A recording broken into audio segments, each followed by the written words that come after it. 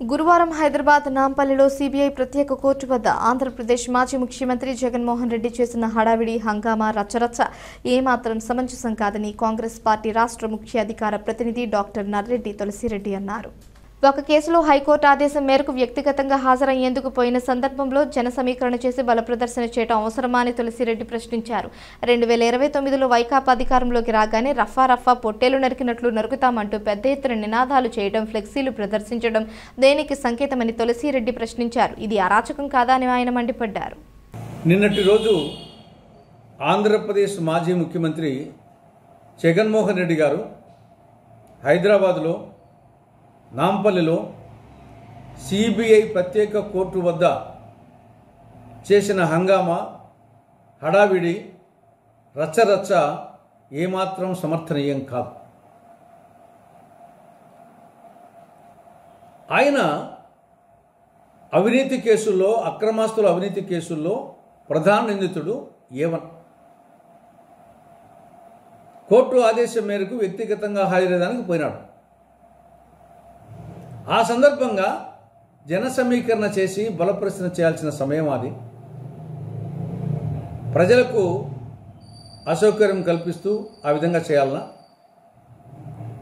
అక్కడ ఫ్లెక్సీలు ఏమిటి, నినాదాలు ఏమిటి? ఏమిటా నినాదాలు? 2029లో వైకాపా అధికారంలోకి వస్తానే రఫా పొట్టేళ్ళను నరికినట్టు నరుకుతాం, ఆ ఫ్లెక్సీల్లో రాశారు ఆ నినాదాలు. ఏమిటి అరాచకం? పెళ్లికి చావుకు ఒకే మంత్రం చదివినట్లుంది. కేసు కొట్టేసినప్పుడు బలప్రదర్శన చేస్తే అర్థం ఉంది, లేదా గతంలో 16 నెలలు జైల్లో ఉండి బెయిల్ మీద వచ్చినప్పుడు చేశారంటే అర్థం ఉంది. అని ఇప్పుడు ఆల్రెడీ బెయిల్ మీద ఉన్నావు, ఒక కేసుకు సంబంధించి పిలిచారు, అప్పుడు పోయి రావాలా? అంతే తప్ప దీనికి జన సమీకరణ చేసి బలపరిచయం చేయాల్సిన అవసరం ఏమొచ్చింది? ఇది బలం కాదు, ఇది వాపు మాత్రమే. అతి సర్వత్రా వర్జయేత్ అని చెప్పేసి మన పెద్దలు ఎప్పుడంటూ చెప్పారు. ఇక్కడ అతి కనిపిస్తూ ఉంది. స్వీట్ కూడా ఎక్కువ తింటే ఎగుటవుతుంది, ఆ విధంగా అతి ఎక్కువ అయిపోయింది ఇక్కడ. ఇది సెల్ఫ్ గోల్ కొట్టుకోవడమే. ప్రజలు హర్షించరు. రాజకీయాల్లో ఆత్మహత్యలే తప్ప హత్యలు ఉండవని పెద్దలు అంటుంటారు.